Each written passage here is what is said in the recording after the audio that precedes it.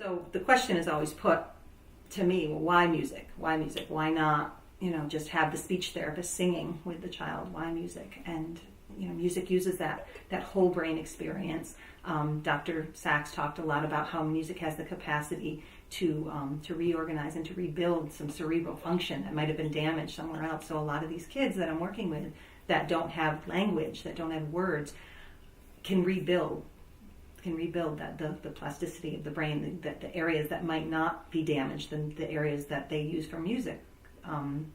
We can build, and we can use those areas to get the music out of these children.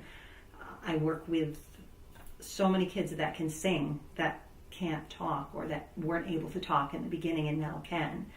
But the time after time, a parent will come in and say, he sings these songs over and over. There's a safety in these songs. There's a predictability in them.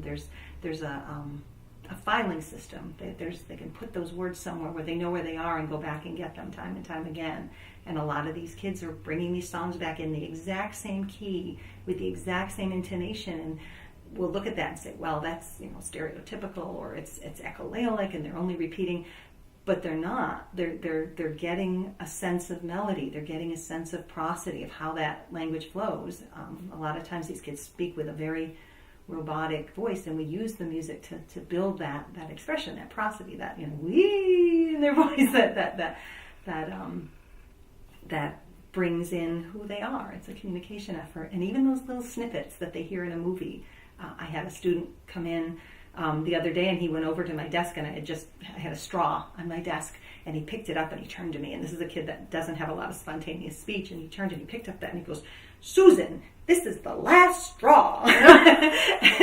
It's just beautiful just to see, we're taking these pieces and things that are in songs or things that are in movies or whatever, but we're using them in a way that's, they can piece together and really, communicate. But again, we go back to, well, why music? Why music? Music, it predates language. From the beginning of time, we were lulling children to sleep, and people were dancing and moving, far beyond we having a structured communication and language.